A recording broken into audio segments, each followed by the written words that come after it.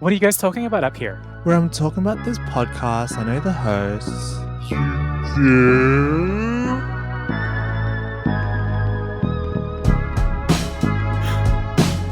Welcome to You Do, a podcast where we explore everything queer, Asian, and identity and get into everything that you do. I'm your host, Vince Buendicho. And I'm Mathew Vo. Oh, okay, we have an announcement. Matt's pregnant. No, I wish. This is our second to last episode of season 1, everybody. Woo! Cue celebration, cue confetti. I know. We've done 7 months of this. We're just taking a Wait, 7 months?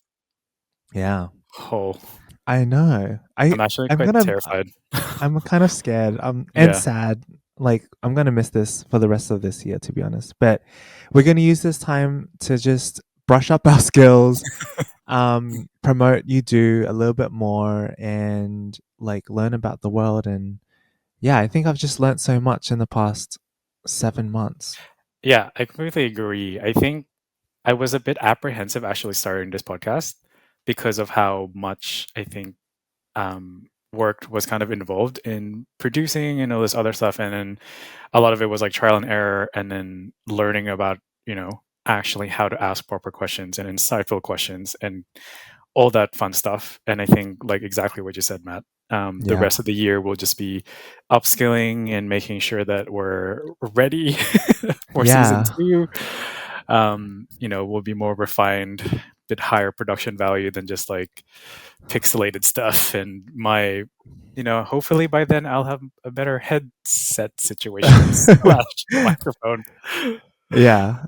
I think we've just had so many great guests in the past 12 episodes. Yeah. So I know we have a lineup for the next season, but we have a really, really special guest today, and we'll introduce her in a little bit. But with every episode, we start off with how do you do? So Vince, what's been happening that you're willing to share? Well, I think it's appropriate for me to talk about the weather today. No, I'm kidding. How have I been? I feel like we've been filming every single week. I know we have. And that's because of me. I'm sorry. I'm flying all over the place, and I'm still bound to Vancouver. But no, I have been very good. I've been very active in more ways than one. Yes. I think the last time that we talked, actually, no, on Delaine's episode, we were talking about, dating and putting yourself out there, and I may have done that. So I'm like, just putting myself out there. Vince confessed to me literally 2 days ago that when we filmed Will Chen's episode, he had a date like right after. Yeah, he was waiting for Will to wrap up so that he could go on his date. Oh my god! I was like looking at the time, and I was like, I don't want to make an impression that I'm tardy. Can we, like, I understand like Will's story and all this stuff, and I'm like, can we wrap this up? Can we like, can we go? No. He was he was very understanding, and I was like, I'm so sorry. But yeah, that's what's been happening. No further questions, please. Okay, so you're out there. She's back on the streets. My lady of the night. But yeah, aside from that, like the other thing I kind of want to touch on is kind of again taking care of yourself. It's getting to that point of the year where we're, either crashing out or burning out with work, and then trying to do all these things because it's summer. We want to do everything, but just like a reminder to just take it slow and listen to your body. And I know I said that last episode, but I think I'm more just like doing it now because I've been getting injured left, right, and center, and also just like work has been stressful. So I'm just like, just chill for a bit and just enjoy, and just remind yourself that like other things that should preoccupy your mind as opposed to just work stresses. But sure. How about you, Matt? How do you do? I'm doing well. I have been traveling a little bit. I'm flying to New York tonight for a week I for New didn't York know. Pride and July 4th. Oh I got back no. from San Francisco last weekend, Mhm. and every time I visit San Francisco, I feel like I fall more and more in love with it. Just move. With what money? Exactly. Just No, silence. I know. It's one of those cities that like it pulls me in every time. Like Yeah. I spent 4 days there with one of my friends, and we went to cafes, we went to a lot of beaches. I did a run club. It just was so much fun. Like San Francisco is one of those charming cities that I feel like I could walk around and just it's very romantic. I don't know how anyone isn't in love in San Francisco. It's just such a beautiful city. And I'm going to New York tonight, so I'm excited to just explore my second other favorite city in the States. It'll be so much fun, but I'm really nervous about the weather because it's going to be Mhm. super hot and there Oh, might be storms. girl, you're from Australia. You'll be fine. Oh, that's true. That's true. Just less clothing to wear, I guess. Yeah. But yeah, I think just been reflecting on the past 6 7 months. I'm like really really grateful. I was just at the beach with our friend in San Francisco, and I just was just absorbing it all in. I felt really really grateful that I can travel, I can Yeah. meet incredible guests. I am really happy at my work, you know, and Oh, having that's that good. balance is just uh I don't know, it's been amazing. I want to start introducing our guest for today. So I met our guest at the chips and dip table at a Memorial Day party. Oh my god. I Um thought that was a place, like a restaurant. no. Sorry. we we bonded over chips and dip at this barbecue, and when I first met her, I was just like, "Oh my god, you're so cool." Just the way that she explains, you know, the world around us. I met Rhysea Agrawal at this party. She is the managing editor at Xylom, which is a publication that covers science, climate, and environmental stories that impact AAPI communities. Wow. Um, she's incredible, and I'm so excited to introduce her. Please welcome Rhysea Agrawal to You Do. Hello, Hi, Requin hello. Love. Hello. I'm so excited to be here. This is like one of the shining moments of my honestly probably year, Oh, not even just my day, my year. oh my Really? gosh. Oh my god, it's awesome. I apologize in advance because at the party I was like, oh my god, I'm gonna be annoying and ask people to be on my podcast. But I'm so glad you're here. So thank you for taking the time to chat with us. Thank you for inviting me. I mean, this is really special. I think we need more podcasts like this, Yeah. who really investigate who people are. I don't think people get to talk about themselves enough. I think Mhm. we talk about everything but how we really feel and who we really are. I For don't know sure. if Yeah. you feel the same way, No, but I think Oh, that's I agree. exactly like what I told Matt earlier on, and I was just like, we seldom actually celebrate our friends and celebrate their achievements and get that opportunity to have like a one-on-one of like actually sitting down with like another human being to really connect with them. I have known Matt for so long, but when we started this podcast, I'm actually getting to know more about him. And same goes with all the other lovely guests that we've had. I'm just like, oh my God, Yeah. I'm like, Yeah. We've put on our journalism hat this week yeah. and have been researching all the cool stuff that you've been doing. But before we kind of get into that, Reese, how do you do? it's funny that you mentioned you've been putting on your journalism hat because I Mhm. think I might be taking mine off. Oh, Um, I mean, not entirely, but Yeah. I'm kind of at a career crossroads at this Right. moment. Okay. I'm sure you've heard about how journalism is losing money in 2023. More than Mm. 130 newsrooms shut down.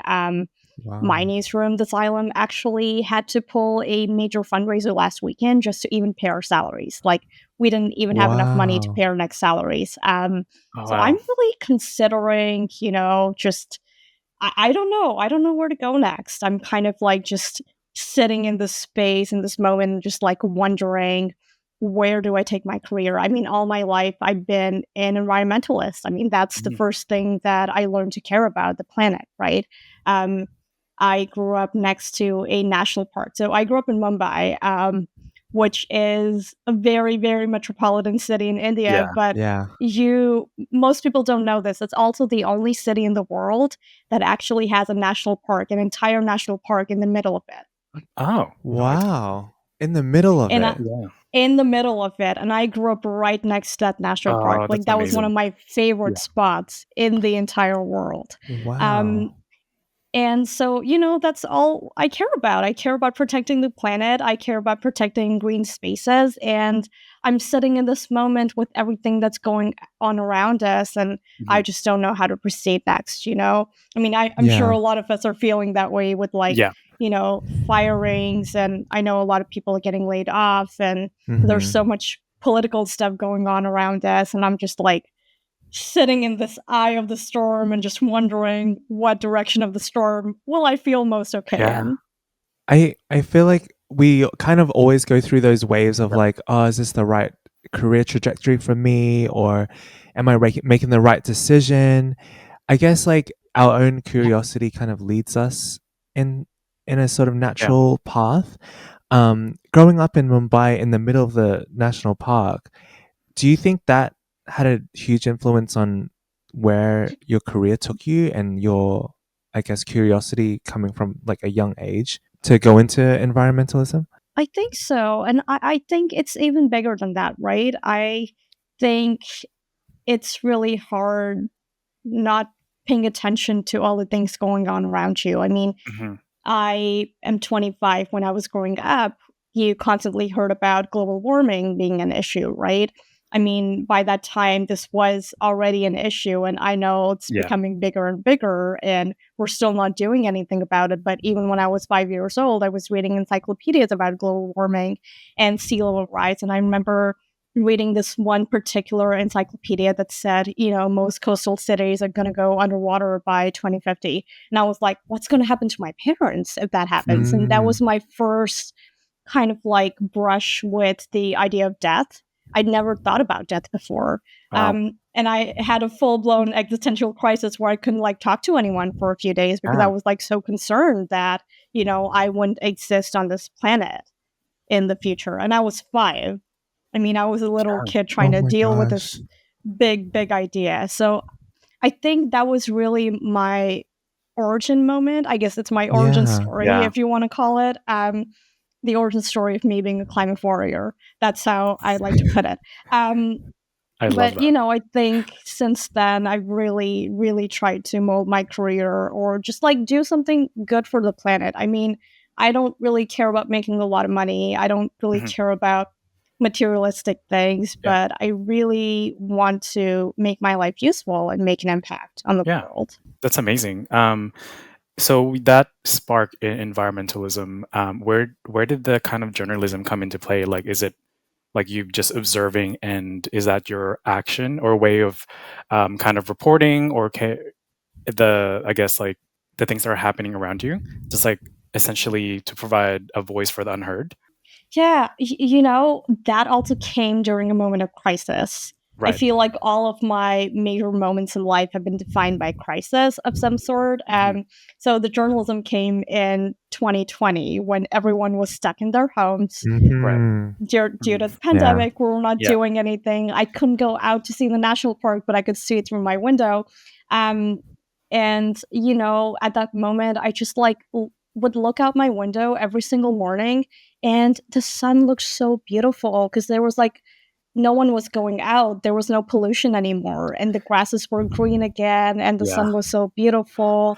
And the air smelled better. And it was just like, I just wanted to live in that world. But like, there was like, I would read the newspaper every day and no one was talking about climate change. Yep. And, every single day you would like read reports of like, okay, pollution's less, but factories are still emitting so much carbon. There's still so much going on that, it's invisible to our eye, but it's still happening and no one's talking about it because, I mean, okay, people were talking about the pandemic, people were talking about the political stuff that was going on, but at the same time, I'm like, this is an issue that's going to exacerbate everything else.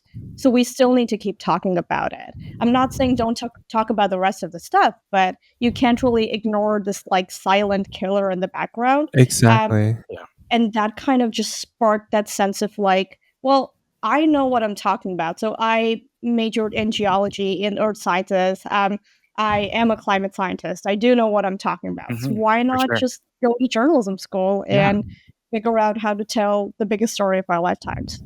Wow. And did you study back in Mumbai, or what brought you over to the States? My aunt and uncle live in the States, so I kind of grew up in both countries. During the Yeah. pandemic, I went back to live with my parents for a little bit, just because, my dad, he has comorbidities, and we just didn't want, I just didn't feel comfortable being away from him when For he's sure. diabetic, he has heart issues, and he almost had a heart attack last year. So, if he got COVID, he could have died. And just the idea of kind of leaving my dad behind and not being there for him brought me back, even though I'd been spending most of my time in the States by that point. And honestly, in retrospect, I think it was really the best decision that I could have made, just to like be with my family during that time. It really gave me a lot of comfort. It was definitely a very difficult time for like so many people, and I just feel for those people who were like stuck elsewhere where they're not really connected with their family. It's like, Matt, I know that you were in the States while all this was happening, so that must have been like, I felt the same way with you, Rhysea, because during the pandemic, I was here for the first maybe 6-7 months, and I was so homesick and needed to just see my family and go home. And so I ended up going home for like maybe half a year, and spent 2 weeks in quarantine. But same with you, I just felt like I needed to be close to my family at that point. So with this like connection that you have with like the States and also like India, how do you think like growing up as an immigrant influence, I guess, or shape your view in storytelling now that you have like obviously two perspectives? I think you end up realizing that everyone's just the same. I know we talk a lot about how, especially living here in the US right now, everyone kind of feels like immigrants are different from people with the US passport, or like people of color are different from white people. But pretty much spent my entire life kind of shuttling between the two countries. And in the end, it just felt like every place was the same. Everyone needs love, everyone needs care, everyone needs connection. And we all need culture. We all need a community around us. We have differences, but they're not, it's not like the differences make us different. They only make us more interesting. It's like, I always go back to evolutionary biology, just because that's where I kind of started my career as a geologist. And, evolution just talks about this diversity of organisms. But at the end of the day, we're all still living beings, right? We're all still living on this planet. We all still need water. We need air. We need nutrients. We need resources. And we need community. These organisms also can't survive by themselves, right? We all need each other. And I just think the diversity makes everything so interesting. And I think we should be celebrating it instead of thinking about how it makes us different. We should think about how it makes us interesting. And it is the thing that brings us closer at the end. Yeah. Oh, that's amazing. Oh, That's beautiful. really well put. I recently read the book, you probably heard of it, Sapiens by Yuval. And like the first thing that he actually talks about human nature is like that in order to survive, and the reason why we survive this long is because we are community-based like beings. Like it's the one thing that separates us from, aside from other things like animals. And it's just like that kind of thinking of, I'm not doing this just for myself, but I'm doing it for the people around me. And it's 100% exactly what you said, that the more you travel, the more you're opening yourself up to different experiences. We're actually all just the same. Like there's no, the only thing that's separating us is obviously like what we see with our eyes, but our soul, our like connection to like energy and all that stuff is all the same. And at the end of the day, it's exactly that connection and love. Oh, well put. Amazing. Yes. I do want to ask Rhysea, I know that with Xylom and the work that you do at there, growing science with words is one of the mantras. So What does that mean to you personally? You know, science is all around us, and that's something that I've always known. I mean, you know, for me especially, I learned a lot of science through words, just like reading encyclopedias, sitting in my room Yeah. all day. I was this like little bookish introvert. Like just imagine the smallest kid you could see. Like I literally had to like stand first in line whenever they put us like in the order of our heights because I was so tiny. But like I read so many books and I would like carry them to school. So I also had the most books that you would see on the tiniest kid in class, right? So I was this bookish little kid who was just like reading and learning about the world through these books. And Mm. to me, it's like, this is my life. This is how I interact with the world. I read about Yeah. science through words. I learned about the world through words. To me, it's like, it's my core identity. And this is even Yeah. before I joined the Xylom. So when I became a part of it, it just like it fell in naturally, it just felt like this is what I was meant to do. And I know I'm at a career crossroads right now, Mhm. but it doesn't mean that I'm going to stop doing it, but Yeah. Yeah. it just kind of adds more purpose and there's less of a security with the job situation, but that doesn't mean I'm deviating from who I think I'm meant to be. So, like, talking about your sort of deviation from journalism and I guess climate change, do you think, like, one of the Xylom articles I was reading talked about Minari and how that influenced science journalism in the AAPI community? Do you think there's an opportunity for, I guess, science and climate change to be interjected into other sort of art and media and film for, I guess, climate change awareness? I People are doing that all the time. I mean, even before climate change became such a popular topic of discourse, people were still talking about the planet in so many different ways, right? Mm. We all are curious about the world around us and we want to answer these questions. And I mean, climate change is just one of those crises that we observed when we were sitting in this moment of curiosity and we were thinking, okay, why is the world around us changing so dramatically? I mean, a lot of people say climate change has always happened, and that is true. But what really differentiates this current moment of climate change from all the historic climate changes is the rate of change. The climate in this current moment, it's changing so rapidly. The earth has never experienced it before. Every single other moment of climate change has happened in like millions of years, and now we're doing the same thing in like a couple of hundred of years, which is crazy, right? I mean, Wow. it's like literally turning up the temperature and like we talk about the analogy of like boiling a frog, and it's like if you boil the frog slowly, the frog can kind of like adjust to it. But Yeah. this is like literally going from like a tiny little flame to like a huge Yeah. burning flame, and it's like the frog's gonna jump out, right? And we're just like, we're still not there where people realize that yes, this is a full-blown crisis Yeah. and we really need Wow. the frog to jump out, right? I mean, I don't think I'm ever gonna quit talking about climate Yeah. change. I've always done that since I was a kid. Mm. I mean, I'm probably gonna quit journalism professionally, but I'm actually starting my own climate media Oh website wow.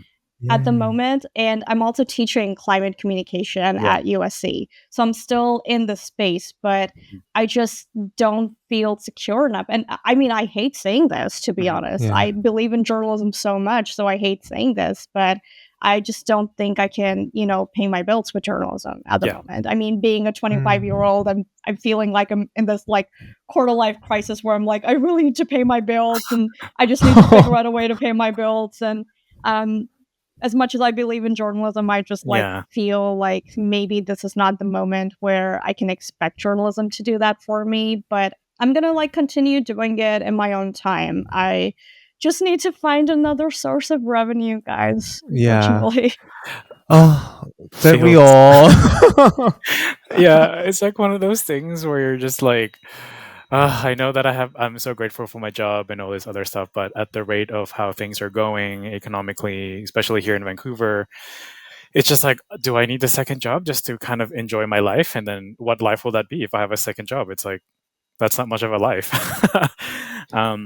can we just take a step back, I guess, and like briefly touch on like what kind of drew you to the Xylom, and kind of just discuss like what's changed since you kind of became like the managing editor.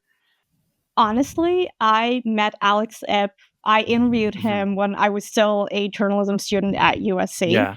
And I was organizing a panel for my fellow students about how to be a freelancer, how to be a climate journalist as a freelancer. And Alex was one of these people who was like, give me pictures. I really want pictures from like all people, even when you have no experience in science journalism. So I was like, okay, let's definitely have Alex there. And I interviewed him. The panel was a great success. And a couple of months later, I see this job posting, and it was the first job at the Xylom. The Xylom had never hired a staff person before. Alex was doing it all by himself until that point. And at that point, he was like kind of getting tired, being like, okay, maybe this is too much for me to do it alone. So I'm going to hire another person. And then I see this job and I'm like, I have to apply for it. This sounds like the perfect opportunity for me. There were, I think, 40 applicants or something. Oh, wow. And somehow Alex ended up picking me, and I was so grateful.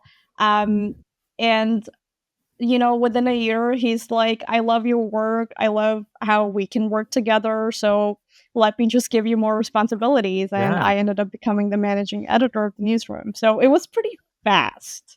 Being from a newsroom fellow to the managing editor in just a year. But again, as I said, this is like all I wanted to do with my life. And not a lot of people have the background that I do, coming from being a climate scientist and then getting a journalism degree and being like a climate journalist in the sense that I understand the science and I understand the journalism. So I feel like that kind of really helped me connect with a lot of scientists who wanted to write about, you know, climate change and write about the environment, and they just didn't feel like they knew how to do that. So I've been spending a lot of my time at the Xylom kind of mentoring these people who don't have enough experience writing and just kind of giving them the courage to share their voices. Yeah. Wow. I know, like with the work at Xylom, it is one of the only AAPI publications, science publications that work with overseas journalists as well. How do you feel that the media should evolve, or I guess the accessibility of climate journalism? How would that sort of be, I guess, accessible for other folks outside of the US? Yeah.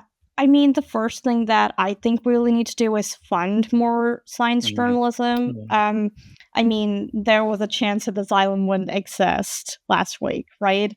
We did almost run out of money.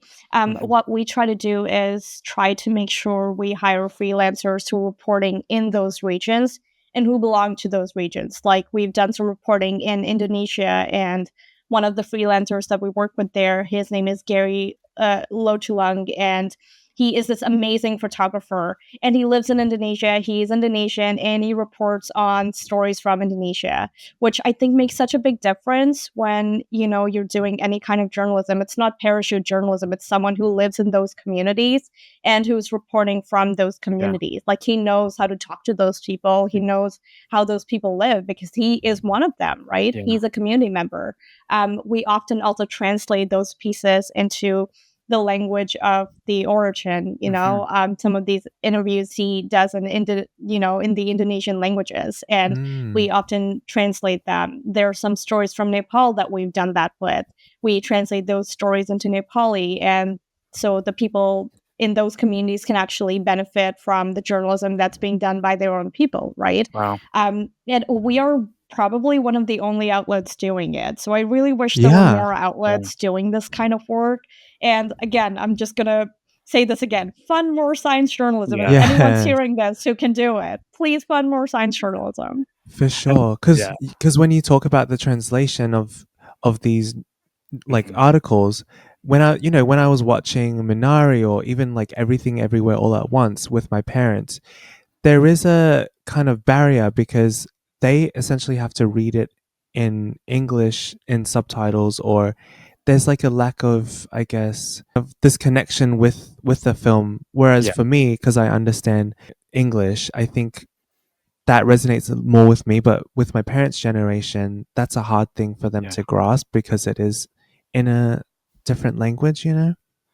So I think translating it with the news at Xylom is so important.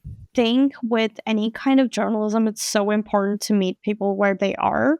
And I don't think journalism does a good enough job of that. I've only been a journalist for a few years, but even in my experience, sometimes, we are trying to tell the stories to people in the way that we tell those stories instead of in ways that those stories should be told or in ways that people would want to hear those stories. And I've especially seen that with science, right? A lot of people may not have the vocabulary for science, but they do understand some fundamental things. So why can't we communicate those concepts in those fundamental words? I recently read this article on how these people in India, in rural communities, they have 11 different words for rain.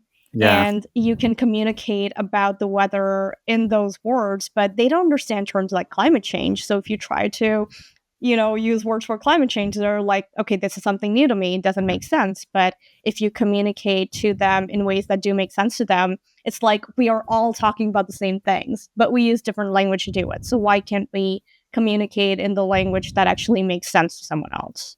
Yeah, for sure. There is a fine line between miscommunication and misconceptions with some of the news that does come out.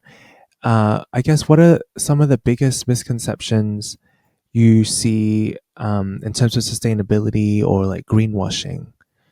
I think, companies are really trying to take advantage of this whole idea of eco-friendly products, when I think the most eco-friendly thing you can do is just don't buy things that you don't need, you know?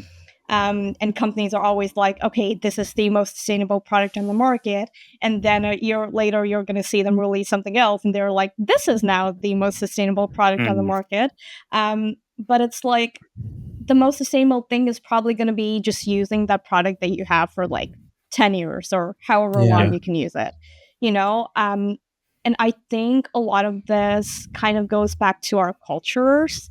I mean, growing up in an Asian culture myself, I was always told, don't waste food, like don't spend too much money on things you don't need. And like, you were always told to be very careful with all of your resources and like, don't keep the lights turned on if you don't need them. Just like I remember my parents just like yelling at me when I was a kid, like you left the light on and like turn it off right now. And I mean, those things are valuable, right? And they those things are part of our culture that I think we're like, okay, we have too much right now, so like we don't need to think about them. But I think those are some fundamental value systems that I really wish we could like keep passing on, because those are the things that really make us sustainable. Not buying the latest I don't know, I'm really into like these Swedish dishcloths right now, and I'll be honest, I have way more than I need. Like I really don't need like 25 Swedish dishcloths under my sink. I'm okay with just what makes one. it so special? What about I'm so curious now. Okay, it's basically like a paper towel. Sorry, I'm so excited about that. I love them. It's like one of my favorite things that was made. They are like paper towels, but you can like wash them and then you can like use them for like 300 times. It's like basically have a paper towel that you can use like 300 times or something. But like I don't need 25 of them, right? I mean I could just do with like maybe 2 or 3.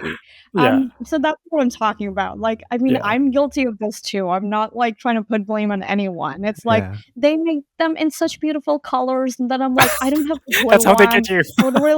Exactly, right? And I think that's the biggest form of greenwashing, when they tell you things like you really need this color when you really don't. That's so funny. It's the same in like, so both Matt and I, as you know, are in design. And so I think like this hoarding like mentality that my parents are still practicing and have instilled into me, where it's just like, you don't need excess. I feel like you mentioned, is such a valuable thing, and I'm trying to do the same in terms of like the projects that I'm doing, just because one of the biggest obviously impacts in the environment is literally the built environment. Like my industry, our industry is just like, sometimes using the most unsustainable like materialist there is, and you're just like, can we try a little bit better? But like a lot of people are not willing to invest in those systems, and it's just like, you really just care about funding, don't you? You really care about just like the money that is It's gonna capitalism at its at best, finest. yeah. Yeah. And it is a bit disheartening. Just before, you like touched on how you provide, I guess, translations and also just ways to connect with people from different countries in terms of, the things that they are reporting. I think that's fundamentally one of the best things you can do, I guess, as a journalist, is to provide like an outlet for people who don't necessarily have the right tools to communicate what they're saying. How do you see journalism going with like how AI is currently involved in shaping like the landscape of journalism? So it's really funny that you asked me this question, because I'm teaching this professional certificate Mm-hmm. program on sustainability communication right now at USC, and we were just talking about AI in class this week. Oh, okay. This week was all about AI and sustainability and climate change. I was actually there. And I'm kidding. No. I wish you had been there. I mean, it was a really fun discussion. We literally spent 4 hours this week just talking about, is AI useful? Is AI good Mhm. for the planet? Is AI bad for the planet? And honestly, just like hearing my students talk among themselves and even doing the research for the class to be able to provide them the right materials, I realized there's one thing that AI can't do. It doesn't have a lived experience. Yeah.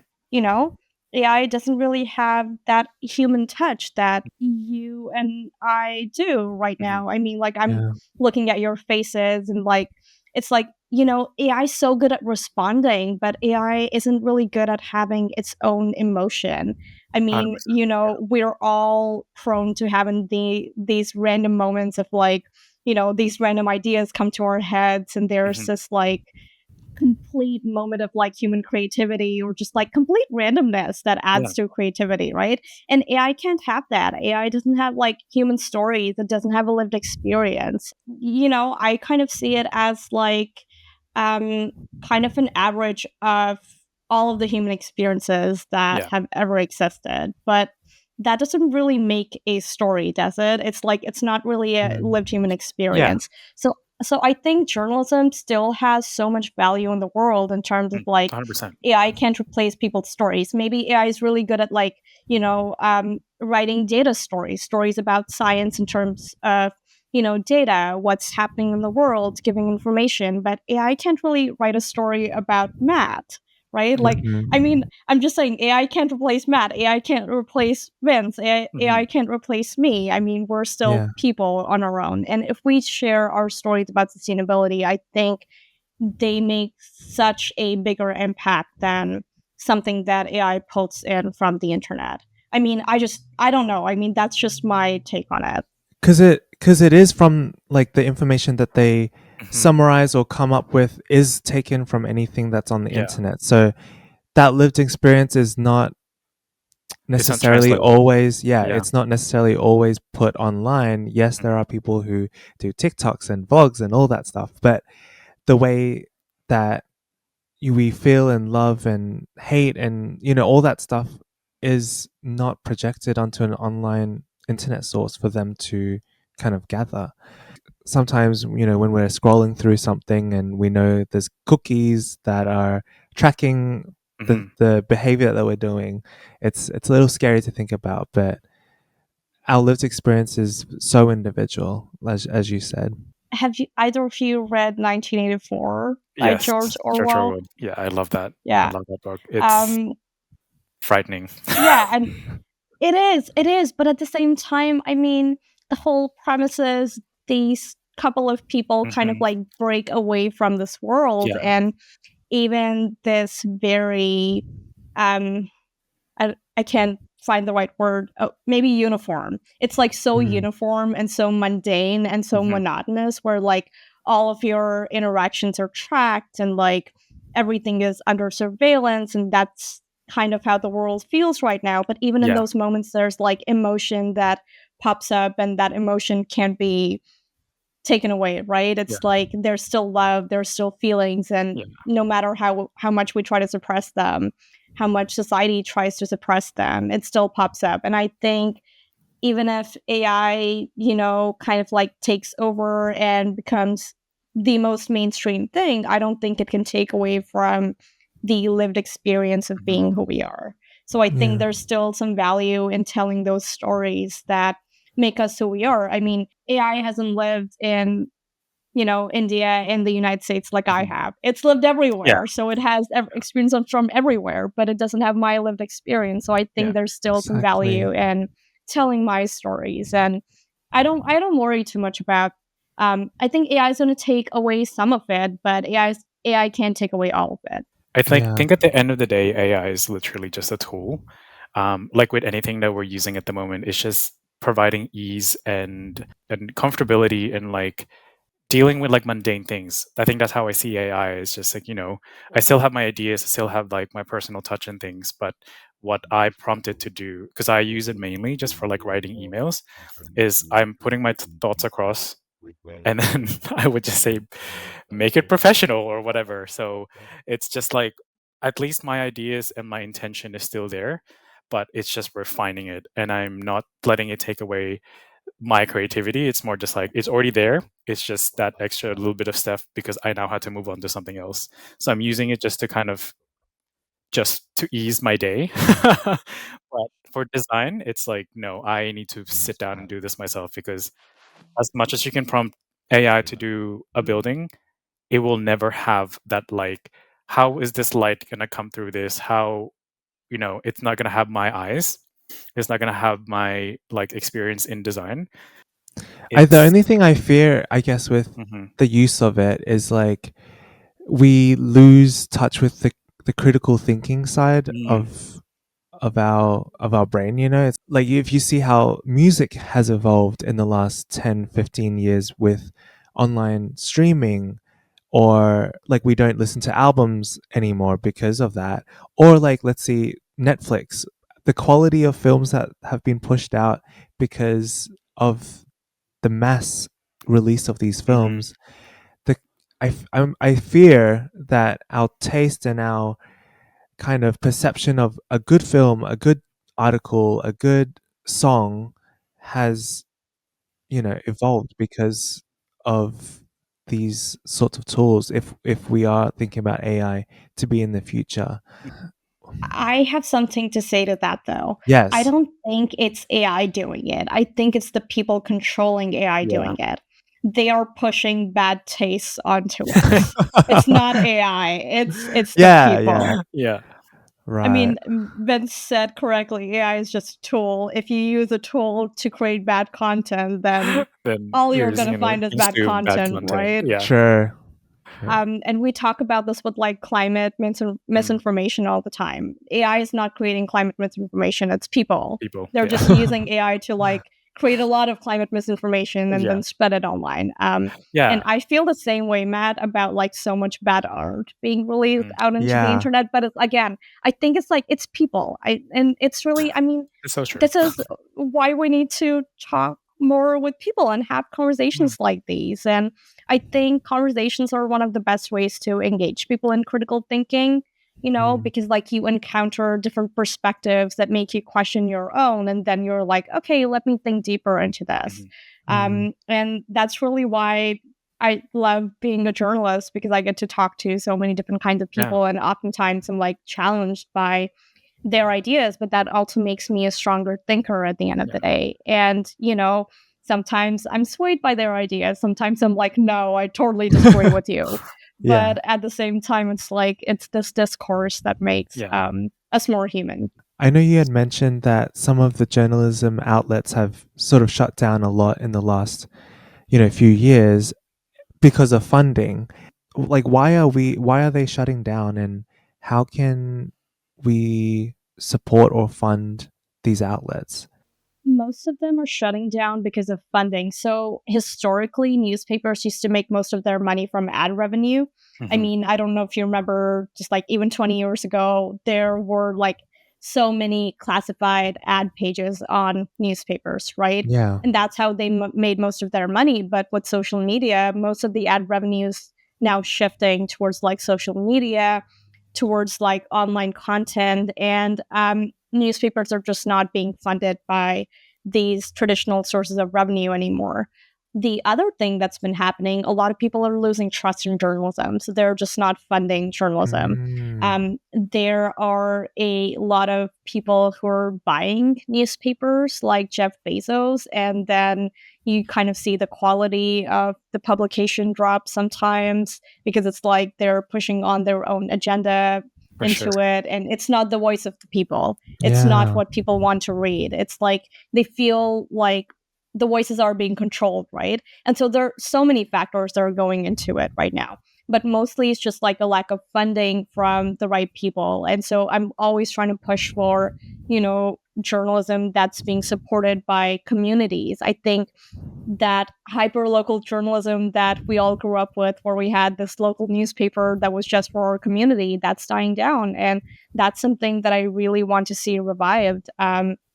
Even a publication that's like these 100 houses on my street or like in my neighborhood or something, or even like 50 houses on my street or neighborhood.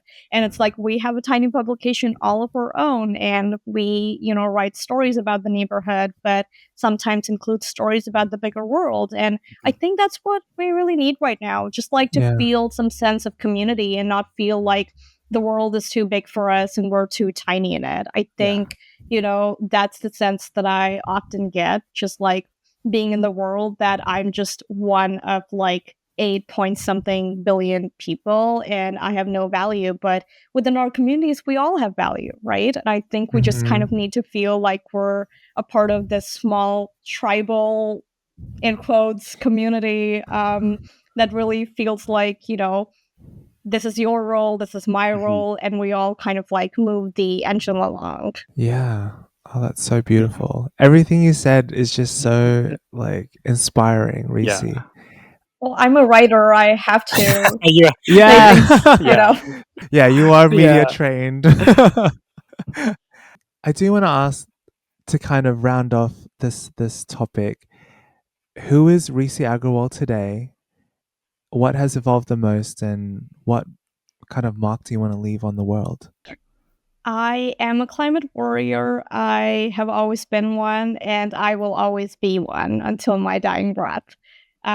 Or let me say a planet warrior, because I care about the planet. I really, really, really care about the planet, and that's the mark that I want to leave on the world. And that's who I think I'll always be, a Homo sapiens that's just trying to make sure other Homo sapiens and species can live better lives. That's beautiful. You just gave us the title of episode. Yes, the Planet Warrior. Planet Warrior, Rhysea Agrawal. It has been such a privilege to like listen to you and to like get to know you a bit better. I know that whenever like Matt mentions like, oh, we're bringing a guest, I'm just like so looking forward, because I love connecting with people, and especially with people who are like just really inspiring. It's just like so refreshing, and it just kind of makes the rest of my day being like, I can do better. I can do better with like kind of just anything that I do. There's always going to be, the thought in the back of my head is like, what would Rhysea do? How do I make like the environment just a little bit better? And it's such a nice reminder about the whole like, don't like forget to turn the light off before you leave the room. It's like those tiny like nuances growing up. Small. Yeah, even though they're small and minor, it's just like it has like a butterfly effect where it creates such a big impact towards the end, and extending that as well. We're now going into our rapid fire. Yay! Buckle up. Okay, so first question. Favorite comfort food from your hometown? It's called pani puri. It's I love tiny. It. Yes. Okay, you know what it is? Yes. Not a lot of people do. Matt, do you know what it is? I don't. Okay, please tell me and the listeners.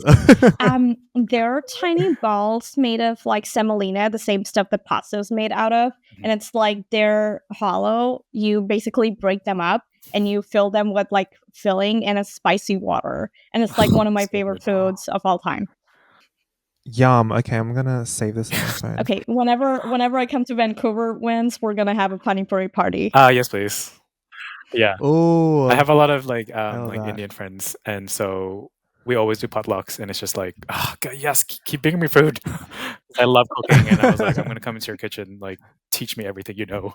A book that changed your life. It's called The Midnight Library. It's about this girl who tries to kill herself but finds herself in this middle world. And Oh, it's a library, and she picks up so many books that are different iterations of her life, and it gives her the hope to live. I read this book when I was in a really dark spot myself, and it made me feel like, you know, there was hope because I could make so many different iterations of my own life, and some of them are so hopeful. It's a really beautiful book. I recommend. oh my God, I'm gonna add that to my list. Wow, You're thank you. giving Matt food, and you're giving me book recommendations. This is great. Favorite place to disconnect?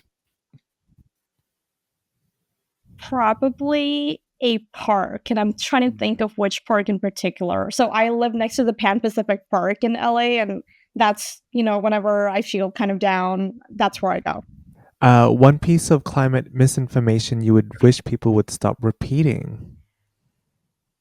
We can buy our way out of this crisis. Mm, Or we can like use technology to save Yeah. ourselves. That's not happening. I'm so sorry, but that's not happening. yeah. Facts. And lastly, if you could leave our listeners with one sentence, what would it be? Don't give up on yourself. You are the most important person in the world. You are. Everyone Oh, is. At least to yeah. your own self. You are the most important person. wow. I don't know why that made me really emotional. Oh. Let's get into You Do or You Don't, a segment where we debate about something or something questionable in life or society. So, our special guest today, Rhysea Agrawal, what is your You Do or You Don't? Do you buy fast fashion? It's a you don't for me. I'm more of a thrifter. Like this is thrifted. Everything that I'm currently wearing as well is thrifted, aside from my glasses and my mustache. Oh yeah. The reason I asked this question is because I do, and I feel It's a terribly. you do? I feel terribly guilty about it. Controversial. I love Zara. Unfortunately, I love Zara, and as much as I hate to admit it, they make clothes that fit me well, and I like them. And I'm so sorry, you guys. I Yeah. wish they were better. I really wish they were better with how they made their clothes and their climate pledges. I mean, a report just came out that said they were like one of the worst offenders, and I'm just like, oh my God, this is like, Oh my I'm gonna, god. I need ice cream before I go to bed tonight. I need like tons of ice cream, but unfortunately, I do. I'm trying not to. I'm trying to be better, but I also need money to buy better stuff, guys. So Yeah. you know, Feels. Yeah, that's true. Even thrifting I is so know. expensive. Like, why I'm is like, this excuse me, $50 literally for a shirt that I could get for $5. crazy? But yeah, let's maybe like, do we need this? Is the question exactly. that everyone This is should spark ask joy, themselves. literally. I Yeah. don't need most of the things that I buy, so I really need to start asking myself that question. So anyone who's listening, this do not Just feel read it off. guilty.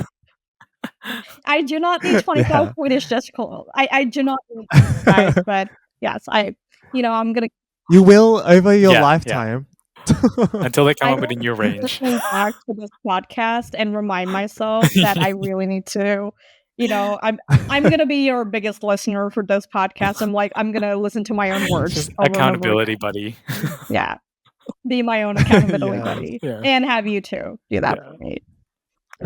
Yeah, I know. Oh my gosh, it's been such a joy, Rhysea. You're so inspiring, and yeah, I just have no other words. But thank you so much for being on. Did you want to plug anything that's coming up, or any of your work that you would like to share with the listeners? Honestly, the one thing that I just want to say is keep talking about climate change and politics and all of the things that are going wrong in the world, even when you disagree with each other. I think the biggest thing that we're not doing right now is talking, especially when we disagree with each other, and just keep doing it. You know, people can come out of disagreements. It's not the end of the world. Yeah. It's going to be fine. You disagree, you accept it. It's all fine. Just keep talking to each other. Just, you know, don't lose sight of the most important things in life. So that's the only thing that I want to plug in. Oh, thank you, Rhysea. Of course, thank you so much for having me here, you guys. We'll have one more episode left of You Do Season 1. So please tune in. We're so excited. Thank you so much, everyone. Bye.